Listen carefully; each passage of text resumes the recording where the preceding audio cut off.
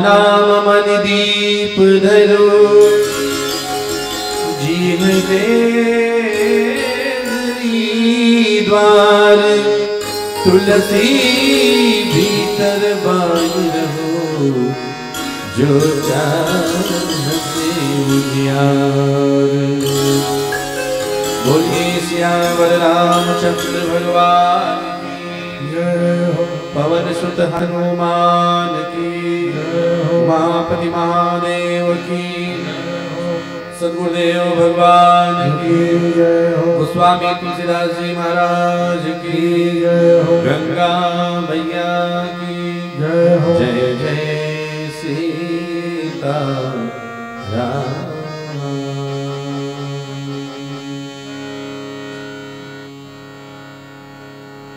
श्री रामचरितमानस सप्त दिवसीय कथा ज्ञान यज्ञ का आज तृतीय दिवस।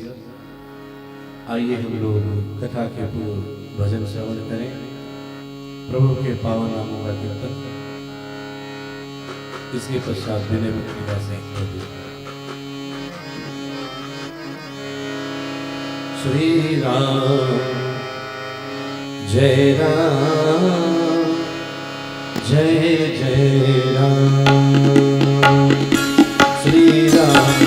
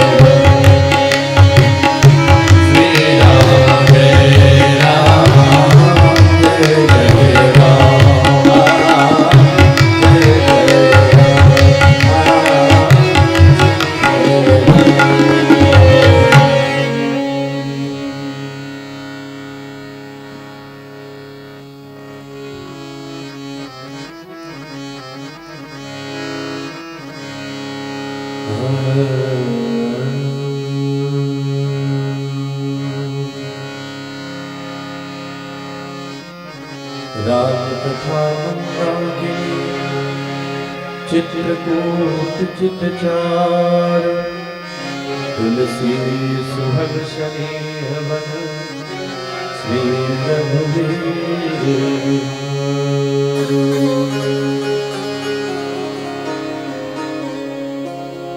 मेरे पत्रिका जिसमें गोस्वामी तुलसीदास जी महाराज कहते हैं कि प्रभु यह मेरा भ्रम कैसे दूर हो, अनेकों उपाय करके मैं थक चुका हूँ। जितने प्रकार के साधन हैं सब मैं करके थक चुका, लेकिन मेरा यह भ्रम दूर नहीं हो रहा है। मेरे पत्रिका से गोस्वामी जी का भाव हे हरि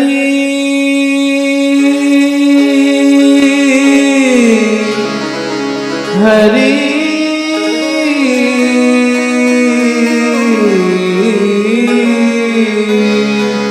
हरि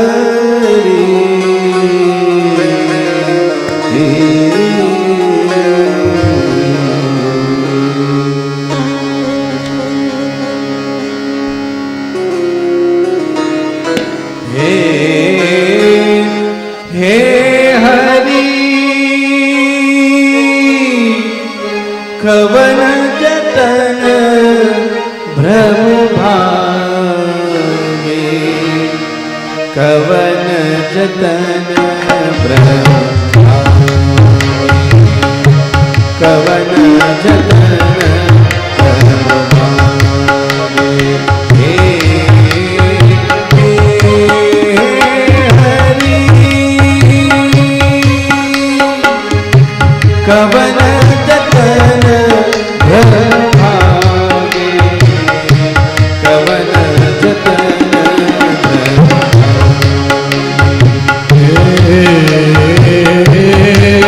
हे हरि कवन जतन भ्रम भागे, कवन जतन भ्रम भागे। हे हरि कवन जतन भ्रम भागे, कवन जतन भ्रम भागे। देखत सुनत विचारत मन, देखत सुनत विचारत निज स्वभाव नहीं त्यागे, निज स्वभाव नहीं त्यागे, निज स्वभाव नहीं त्यागे। कवन जतन भ्रम भागे, हे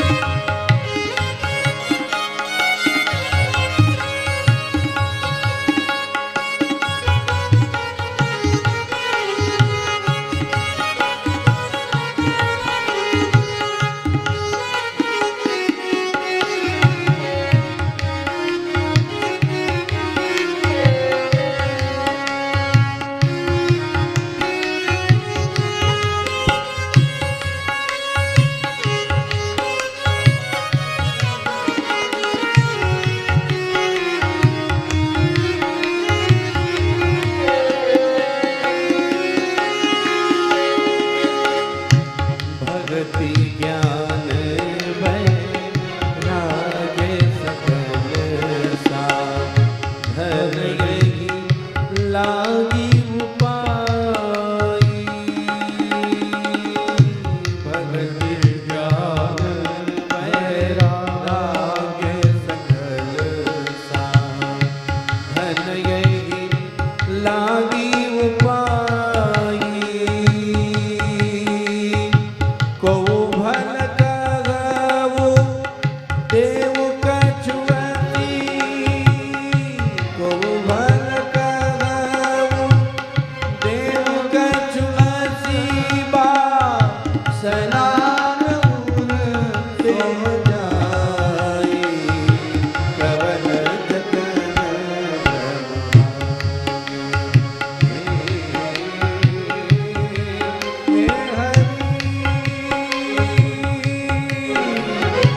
कवन जतन ब्रह्मा कवन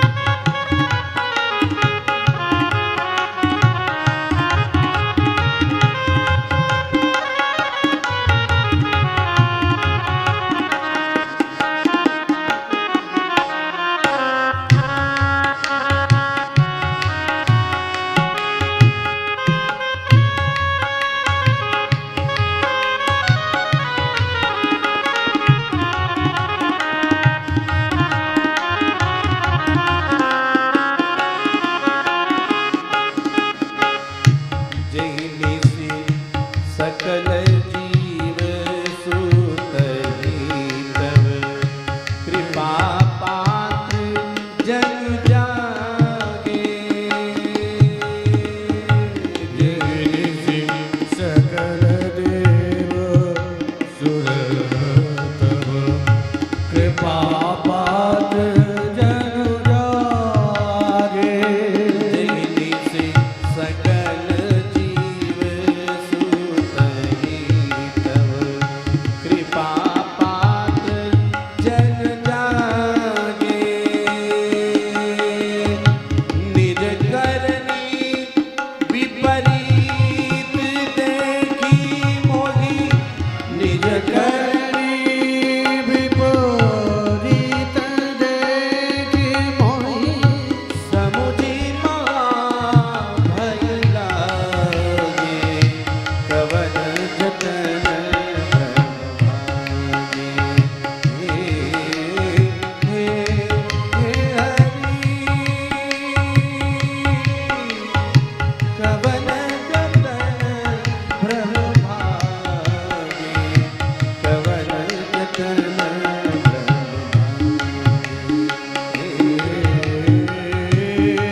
हे हरि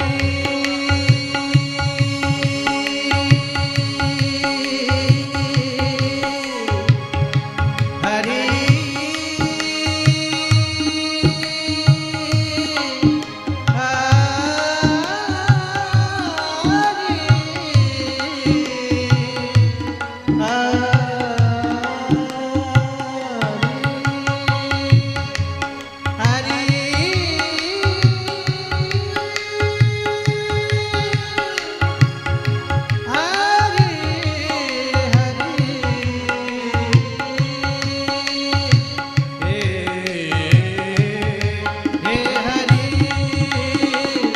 कवन जतन ब्रह्मागे, कवन जतन ब्रह्मागे। हे हरि कवन जतन ब्रह्मागे, कवन जतन ब्रह्मागे।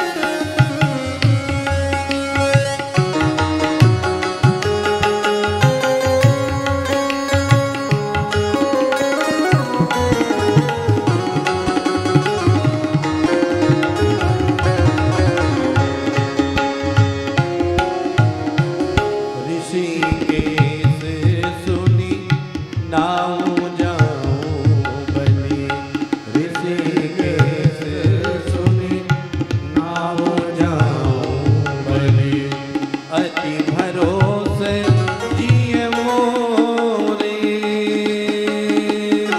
ऋषिकेश सुनि नाऊं जाऊं बलि अति भरोसे जिए मोरे तुलसीदास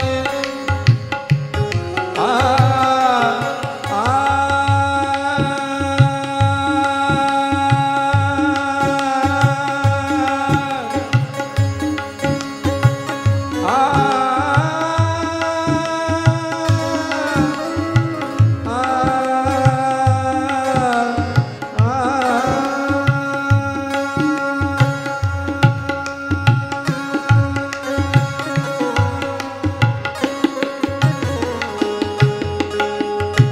तुलसीदास इंद्रिय संभव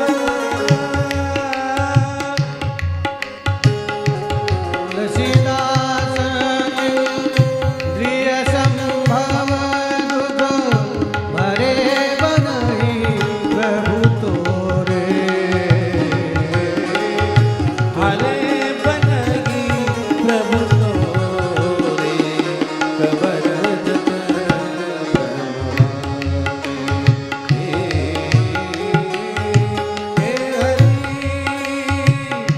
कवन जतन ब्रह्म भागे कवन जतन ब्रह्म भागे देखत सुनत विचारत देखत सुनत विचारत मन निज स्वभाव नहीं त्यागे निज स्वभाव नहीं त्यागे निज स्वभाव नहीं त्यागे कवन जतन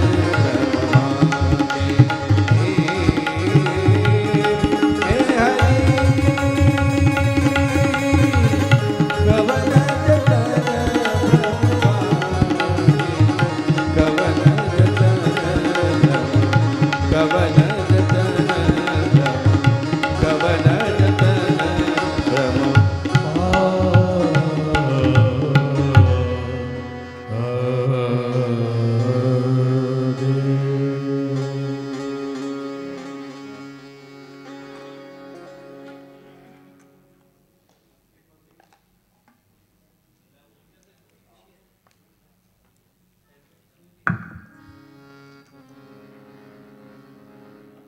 परम पूज्यपाद महाराज के चरणों में कोटि कोटि प्रणाम।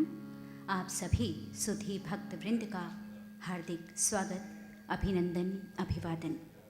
आज कथा यात्रा की तृतीय संध्या में आप सभी विराजित हैं। इस वर्ष की कथा का प्रसंग सत्संग से ओतप्रोत है।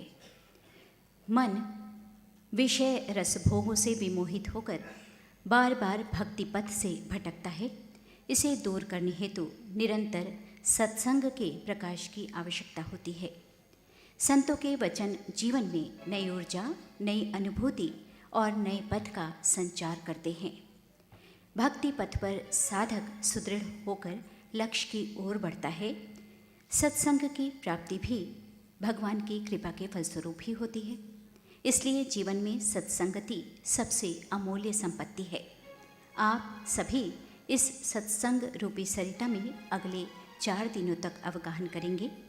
परम श्रद्धेय भाई जी की कथा के माध्यम से भजन भगवान को प्रिय है। उनकी मधुरता से एक भक्तिमय वातावरण निर्मित हो जाता है, जो इस समय आपके समक्ष है। श्री अनिल पाठक जी, श्री विक्रम मिश्रा जी और तबले पर संगत करते हुए श्री शिवम। पुनः भक्ति संज्ञा में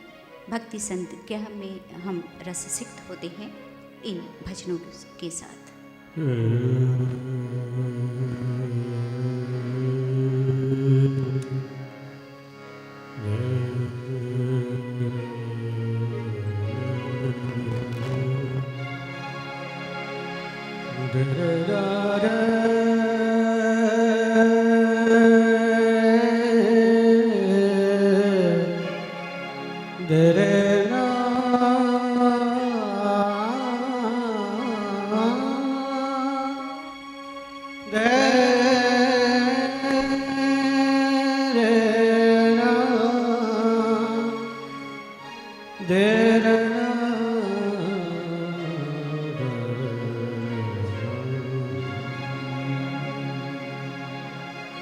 राम नाम मणिदीप धरि जी रे द्वार तुलसी भीतर बाहर हूँ जो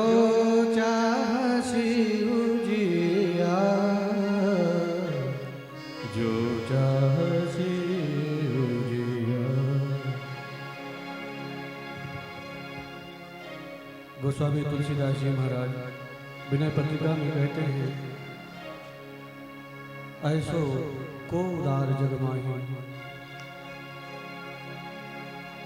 भगवान श्री रामचंद्र की ऐसी दयालुता, ऐसी कृपालुता है कि जो दूसरा और कोई नहीं है।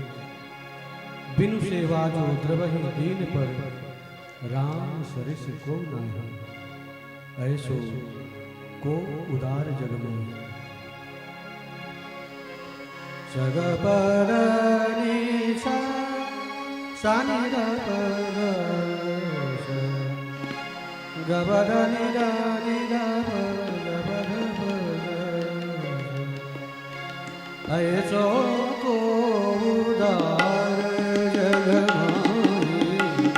ऐसो को उदार जग में। ऐसो को उदार जग माही। ऐसो को उदार जग माही। बिनु सेवा जो द्रवहि दीन पर, बिनु सेवा जो द्रवहि दीन पर, रामचरित को नाही। रामचरित को नाही। ऐसो को उदार जग। जोगति जोग विराग जतन करी। जोगति जोग विराग जतन करी। नहीं पावत मुनियानी। नहीं पावत मुनियानी।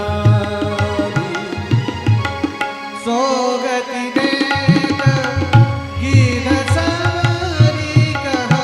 सोगति देत गीत सबरी कहा। प्रभु न बहुत जिय जानी।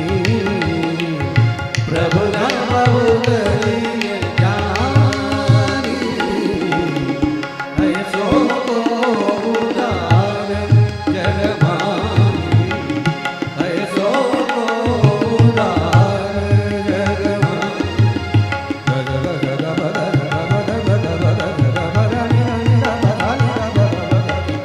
ऐसो को उदार जग माही। ऐसो को उदार जग माही। ऐसो ऐसो को उदार जग माही। ऐसो को उदार जग माही। ऐसो को उदार जग माही। ऐसो को उदार जग माही। ऐसो को उदार जग।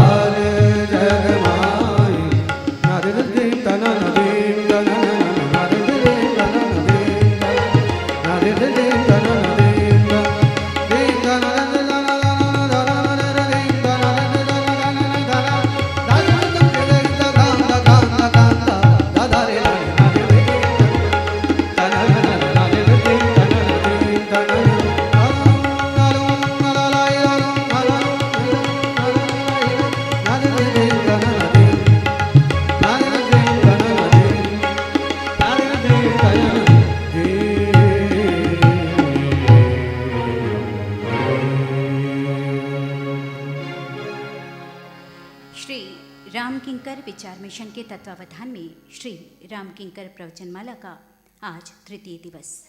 परम पूज्यपाद गुरुदेव के श्री चरणों में प्रणाम निवेदित करती हूँ। परम श्रद्धेय भाई जी को प्रणाम। कथा की तृतीय संध्या में आप सभी भक्त रसिकों का स्वागत। संसार में जब जब असत वृत्तियाँ बढ़ी, अनाचार और कुसंग बढ़े, तब सद्वृत्तियों की स्थापना के लिए निर्गुण निराकार ईश्वर सगुण साकार रूप में प्रकट हुए और अपने अगम सुगम लीलाओं के माध्यम से भक्त जनों के लिए सूत्र रूप में संतों के श्रीमुख से ज्ञान बनकर प्राप्त होते रहे हैं।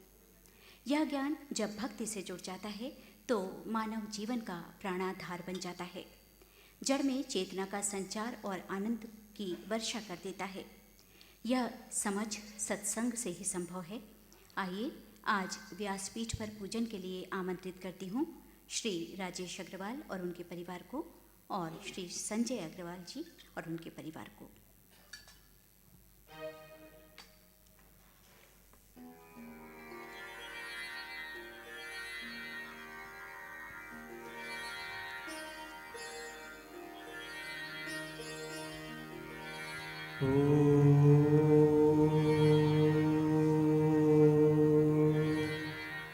श्री गुरुभ्यो नमः।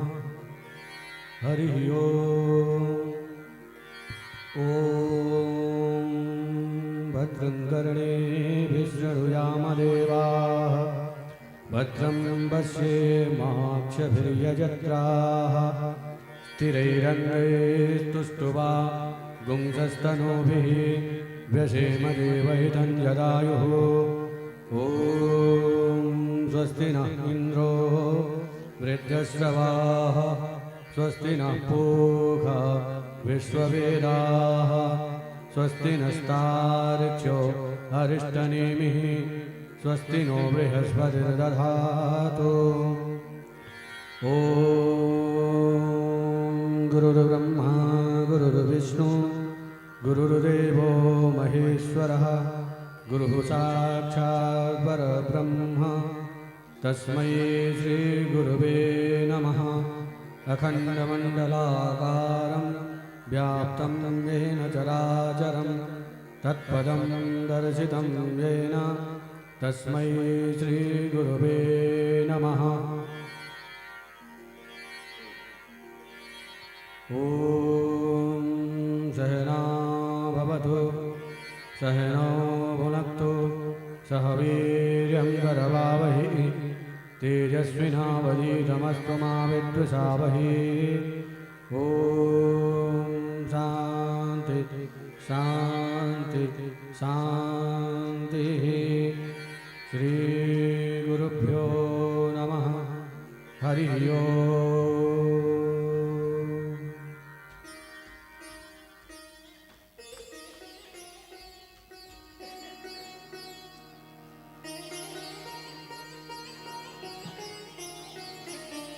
आमंत्रित करना चाहूँगी डॉक्टर पुरुषोत्तम सिंह खानिया जी को।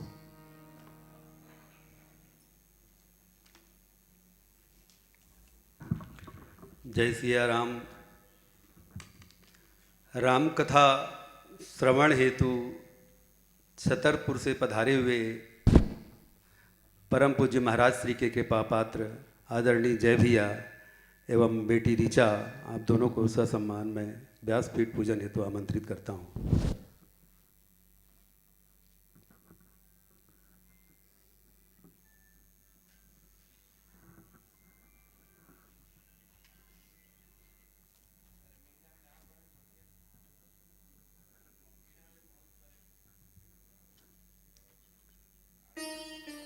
आदरणीय महाराज श्री के कृपा पात्र विवेक मिश्रा जी भी यहाँ उपस्थित हैं। मैं उन्हें धर्म पत्नी सहित आपको व्यासपीठ पूजन हेतु आमंत्रित करता हूँ।